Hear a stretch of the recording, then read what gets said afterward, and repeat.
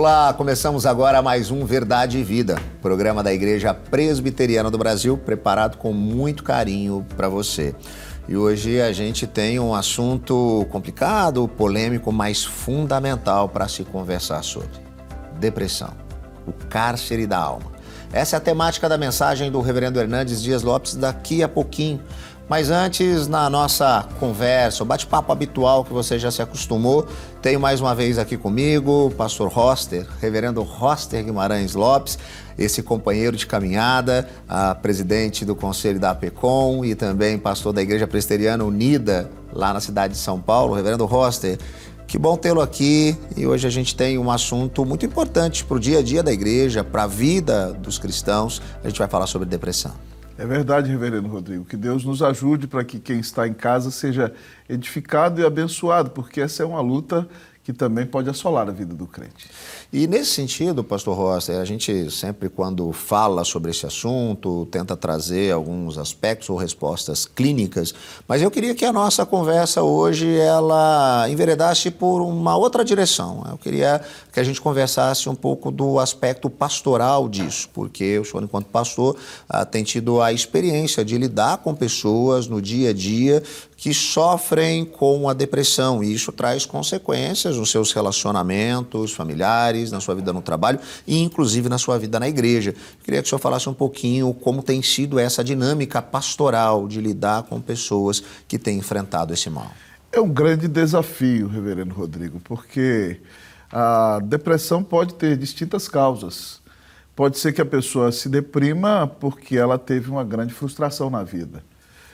Talvez o rompimento de um relacionamento, ou a perda do emprego, a descoberta de uma terrível enfermidade.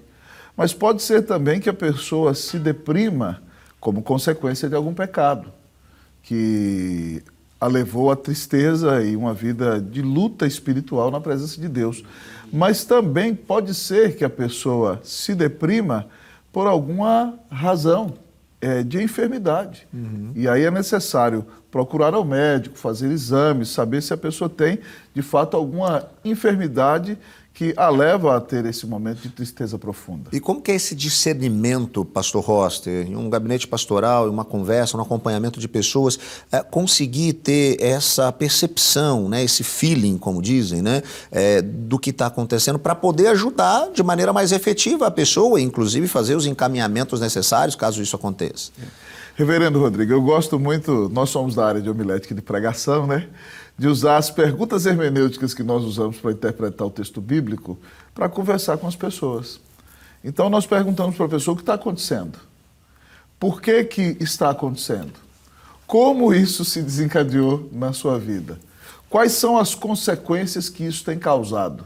E quando você pede às pessoas, geralmente para que elas falem, elas geralmente abrem o coração e explicam, na perspectiva delas, o que levou a essa situação. É claro, quando a pessoa tem uma tristeza profunda, que não consegue explicar a razão, nós vamos orientar a pessoa a ir ao médico e fazer os exames para saber se não é, por exemplo, um problema de falta de lítio no cérebro, que leva a pessoa a ter um problema de bipolaridade, e aí precisa de um tratamento médico com psiquiatra. Mas, na maioria das vezes, não é isso que acontece.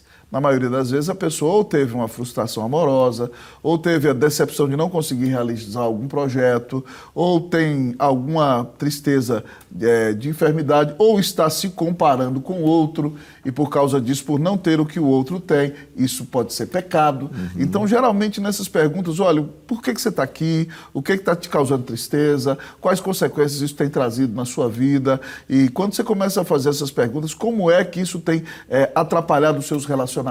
A pessoa abre o coração e aí você vai identificando, então, a razão que leva a pessoa a enfrentar aquela depressão e aí você, então, responde biblicamente. E existe, pastor Roster, alguma vergonha da pessoa que está sendo aconselhada ou acompanhada, porque no meio cristão, evangélico brasileiro, né, costuma-se se estabelecer que o crente ele não pode ou não deveria ter depressão, e muitas vezes a pessoa que está vivendo de fato um processo depressivo, pelas mais variadas fontes ou causas ou motivos, ela fica um tanto quanto envergonhada de tratar isso.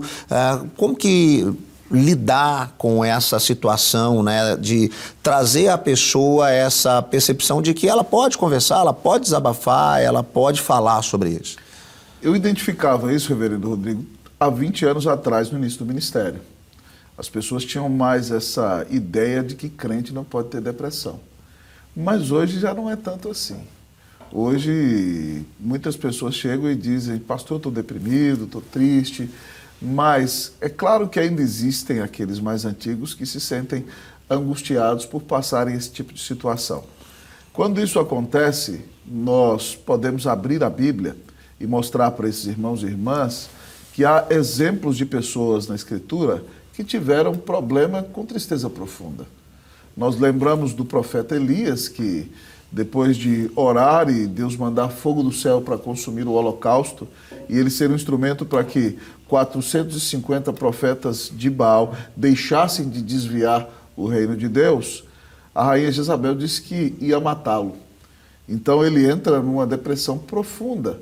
E quando a gente abre as escrituras e mostra para essas pessoas que Elias fugiu, Elias deixou o seu moço, quis ficar sozinho, Elias deitou numa pedra e dormiu a noite inteira, Elias pediu para morrer, Deus mandou um anjo preparar um pão na pedra para Elias e dar água para ele, e Elias estava tão insensível espiritualmente que nem percebia esse grande milagre que estava acontecendo com ele. Elias é capaz, depois de 40 dias, estar na presença de Deus, estar ensimesmado e olhando sobre todas as coisas mais para a sua dor do que para a providência de Deus. Então, quando você vai para as Escrituras e mostra para os irmãos, você vê Davi, por exemplo, compondo salmos maravilhosos, como o Salmo 13, que diz, Senhor, esquecer-te-ás de mim para sempre? Até quando dirá o meu inimigo venci? Até quando eu vou relutar com tristeza no coração cada dia? Ou o Salmo 142 que diz, com a minha voz clamo ao Senhor, com a minha voz ao Senhor suplico, diante dele a queixar-me eu estou, diante dele exponho a minha aflição. E o próprio Senhor Jesus, quando está prestes a morrer, sentindo o peso do cálice da ira de Deus, ele diz, Pai, se possível, passa de mim esse cálice, mas que se faça a tua vontade e não a minha. E na cruz ele grita, citando um salmo, Deus meu, por que me desamparaste? Se o próprio Filho de Deus e homens como Elias e como Davi enfrentaram uma luta contra a depressão, qualquer um de nós é suscetível de enfrentar essa doença, essa enfermidade. E, pastor Rossi, o senhor trouxe um aspecto importante, né, para quem está nos acompanhando, como a própria Bíblia, né, ela trata disso, ela traz elementos como esses salmos de lamento, de trazer esse questionamento, por que a alma está abatida, que mostra que isso, de fato, é algo que faz parte do nosso dia a dia, né? Como nós dissemos aqui, são diversas fontes, diversos motivos que vão fazer com que até a maneira de tratar isso seja diferente.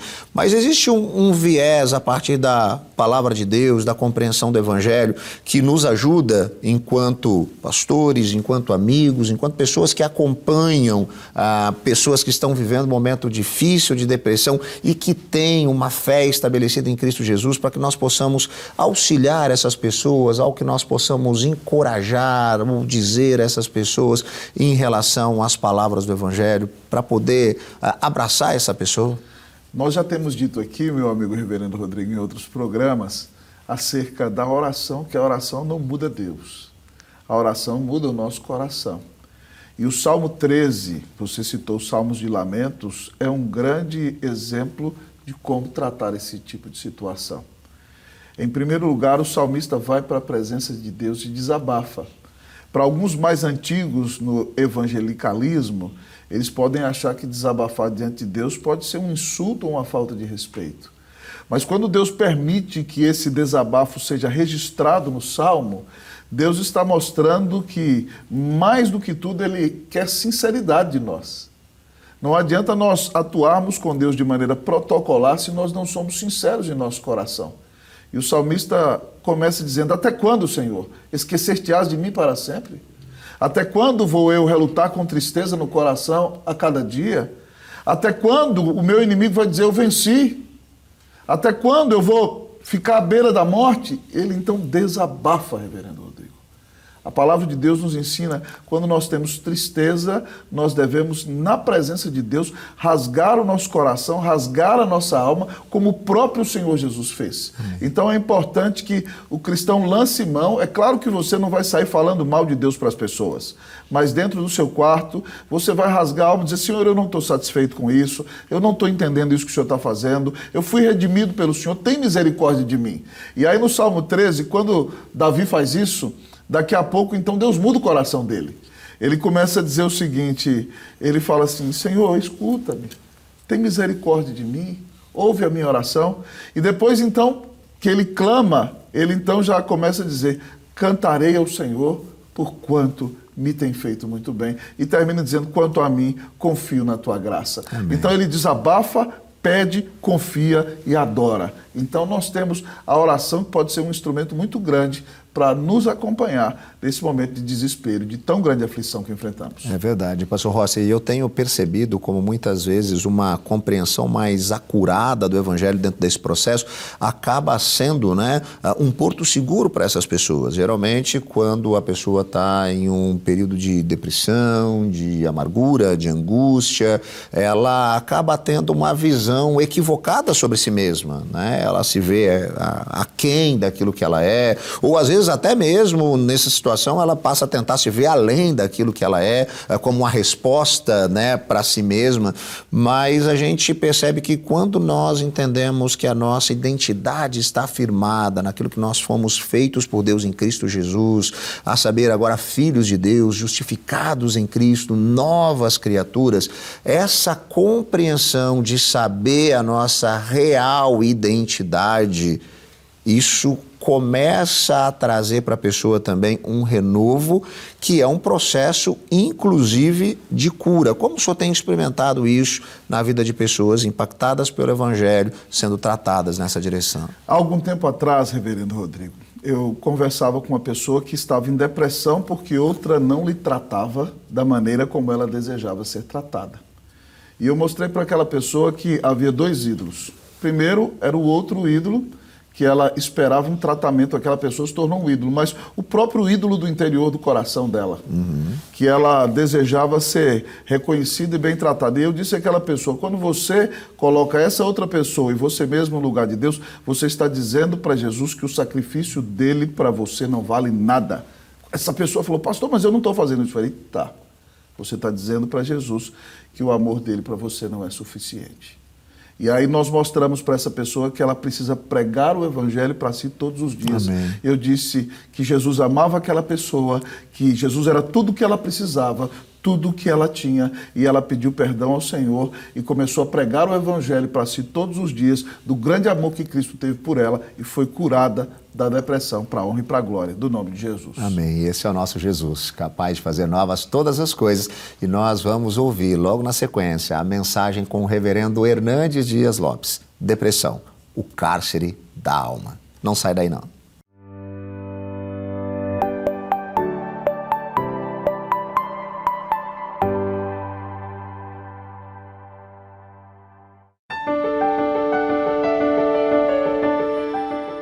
É um grande privilégio estar aqui com você para trazer uma mensagem ao seu coração. E hoje, tratando de um assunto da mais alta importância para você, para a população brasileira, quero falar sobre depressão, o cárcere da alma. E nós vamos basear esta mensagem no Salmo 142, versículo 7. Vamos ouvir a leitura do texto. Tira a minha alma do cárcere, para que eu dê graças ao teu nome.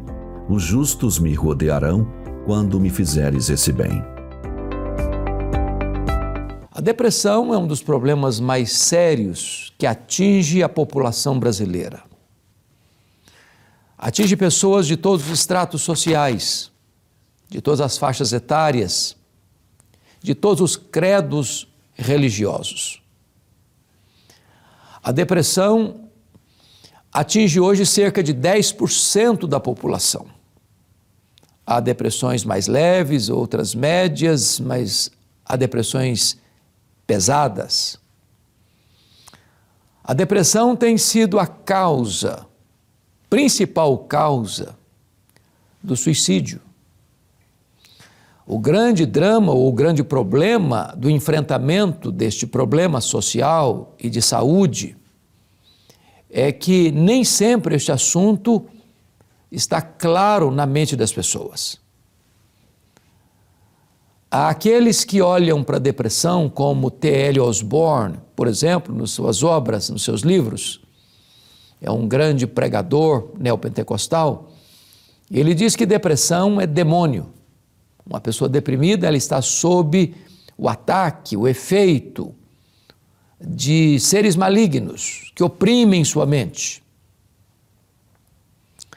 Já na outra vertente, no outro extremo, na outra ponta, há pregadores de linha tradicional, reformada, que acreditam e defendem a tese de que depressão é pecado.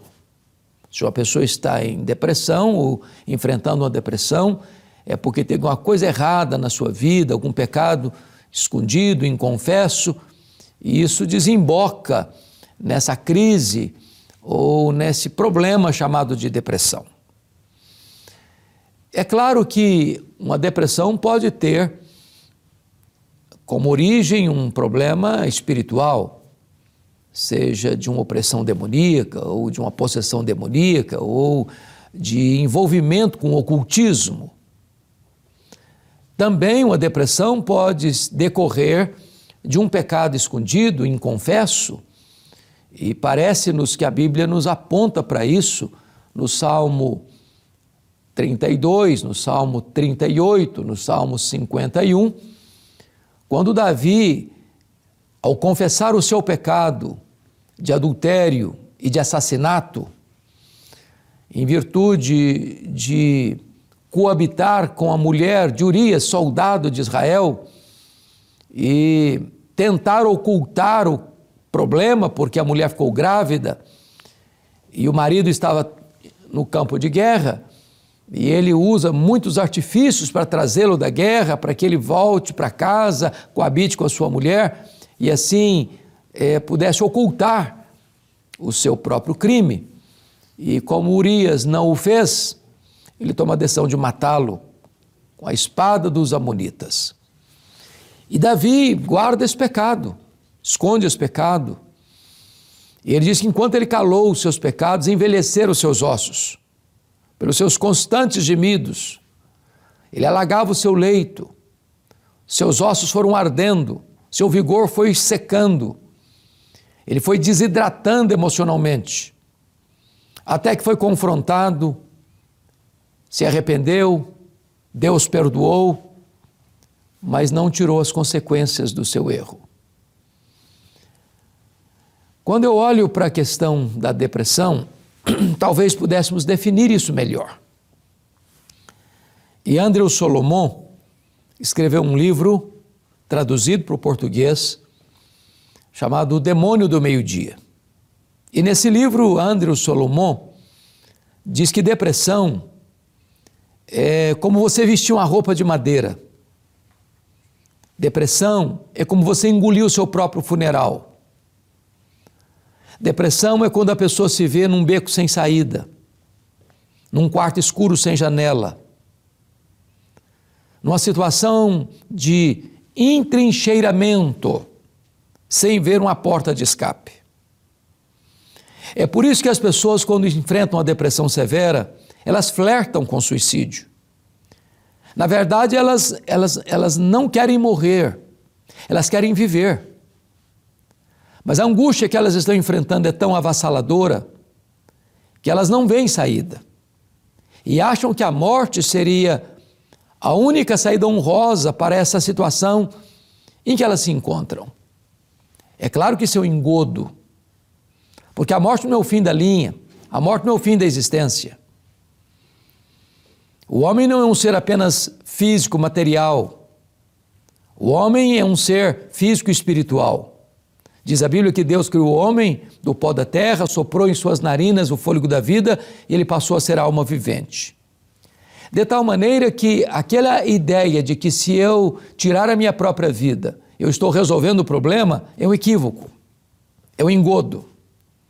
Então, flertar com a morte, saltar no abismo da morte, para resolver um problema de angústia ou de depressão, é uma armadilha muito perigosa, muito perigosa. Como é que se resolve isso? Como é que se trata a depressão? Pois bem, esse próprio autor americano que eu citei, Andrew Solomon, acompanhando hoje todo o avanço da medicina no tratamento desta matéria, chega-se à conclusão de que a depressão você lida com remédio, com terapia e com fé. É necessário entender que depressão é uma doença e, como tal, precisa de tratamento adequado. O médico que cuida disso é um psiquiatra. E é preciso encontrar o remédio certo, na dosagem certa, para que haja eficácia no tratamento. Eu não posso espiritualizar a depressão. Eu não posso receber, por exemplo, como pastor, no meu gabinete pastoral, uma pessoa que está enfrentando uma crise depressiva e dizer para ela, olha, você precisa orar mais, você precisa ler mais a sua Bíblia, você precisa jejuar ou você precisa vir mais para a igreja e você vai resolver o seu problema. Essas coisas são coisas boas e necessárias até. Mas me permita comparar com outra situação. Imagine que eu receba no meu gabinete alguém que diz assim para mim, pastor, eu estou com uma forte dor no peito. Eu tenho sentido muitas dores no peito, minha pressão está muito alta. Se eu disser para esta pessoa, olha, você tem que ler mais a Bíblia, você tem que orar mais, você tem que jejuar mais, como se isso fosse a solução do problema, eu estaria maquiando o problema e não resolvendo a situação daquela pessoa. Eu diria para ela, olha, é necessário agendar agora com um cardiologista, você precisa fazer uma série de exames para verificar o problema. Orar, jejuar, ir à igreja, isso é necessário, mas é necessário que o seu problema seja enfrentado, porque é uma doença cardiológica, que precisa de tratamento adequado. Assim também é com a depressão. Essa pessoa precisa de ajuda médica. É claro que vem um acompanhamento de uma terapia, através de um bom aconselhamento bíblico, através de um conselheiro sábio e maduro. É claro que essa pessoa precisa também de esperança e daí é necessário da fé, porque é com Deus que devemos nos apegar na hora da angústia. Por isso que o salmista diz, tira, Senhor, a minha alma do cárcere, para que eu louve o teu nome. Talvez nós pudéssemos olhar, por exemplo, a figura do profeta Elias, porque gente de Deus, gente cheia do Espírito Santo, pode ficar deprimida. Como uma pessoa cheia do Espírito Santo pode ter um problema cardíaco, um problema de estômago, um problema renal. Então nós não podemos achar que daqui para cima é uma coisa, daqui para baixo é outra. Nós somos um ser integral. E quando eu olho para as Escrituras, eu vejo homens de Deus que chegaram a um estado tal de estresse ou depressivo que pensaram na morte, pediram a morte. Você encontra isso em Moisés, você encontra isso em Elias, você encontra isso em Jonas. Às vezes a angústia é tamanha que as pessoas ficam desesperadas. São pressões que esmagam, que achatam, que precisam essas pessoas de ajuda.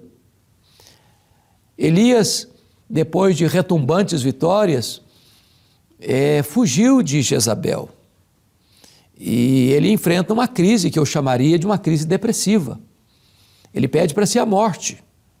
As leituras que faz da vida são enviesadas.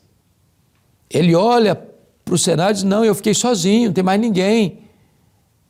Eu sou a última reserva moral e espiritual da nação. E Deus diz, não, meu filho, você está fazendo uma leitura errada, você está lendo com os óculos escuros do pessimismo. Tem 7.000 que não dobraram os seus joelhos diante de Baal. Ele olha para o futuro e diz, não tem futuro, acabou, eu quero morrer, não tem mais ministério. Deus diz, não, meu filho, não acabou não. Você vai ungir um profeta em seu lugar, você vai ungir um rei na Síria, um rei em Israel. A sua missão não terminou. Você tem ministério. Eu vou restaurar a sua alma. Ele quer morrer e Deus, não, você nem morrer vai, eu vou te levar para o céu sem passar pela morte. Como é que Deus tratou a depressão do Elias? Primeiro, sonoterapia, colocou para dormir. Segundo, uma boa refeição, colocou para comer. Terceiro, mandou ele sair da caverna e disse, que faz aí, Elias? Em outras palavras, vem para fora, vem para cá, abre o bico, destranca a caixa de ferramenta, abre a câmara de horror, joga para fora aquilo que está consumindo você por dentro. O desabafo é necessário. Então toda essa tratativa Deus fez com Elias para tirá-lo daquela cova profunda, daquele poço escuro, daquela caverna sombria em que ele estava, não só fisicamente, mas também emocionalmente. A oração do salmista é necessária. Tira, Senhor, a minha alma do cárcere. Talvez você está lidando com uma depressão, talvez você tenha alguém da sua família que está lidando com a depressão. Eu quero dizer que essa pessoa, se é você ou alguém da sua casa, ou um amigo próximo, essa pessoa precisa de ajuda. Ajuda profissional, ajuda espiritual. A depressão é cíclica. Vai passar. Ela vai passar. O sol vai voltar a brilhar. A brisa fresca vai tocar no seu rosto outra vez. A esperança virá. E é Jesus a nossa esperança. É Jesus o nosso socorro. É Jesus quem tira a nossa alma do cárcere. É hora de você se voltar para Deus. É hora de você colocar sua vida nas mãos de Deus. É hora de você parar de flertar com a morte. É hora de você entender que a vida é bonita, é bela, ela é um dom de Deus. E só Deus, que é o autor da vida, tem o direito e o poder de tirar a vida. Então acabe com esses pensamentos de morte. Invista na sua vida, procure ajuda, procure tratamento e essa situação vai passar em nome de Jesus. Eu quero orar em seu favor, quero colocar a sua vida diante de Deus e o Senhor Jesus é a nossa esperança. Nas horas mais amargas da vida, quando nós recorremos a Ele e colocamos a nossa vida nas mãos dEle, Ele estende a sua mão para nós e nos socorre. Ore comigo onde você está. Querido Deus, eu te agradeço pela Tua palavra e eu te peço agora que Tu apliques esta palavra ao coração de todos aqueles que nos assistem. Oramos assim, em nome de Jesus. Amém.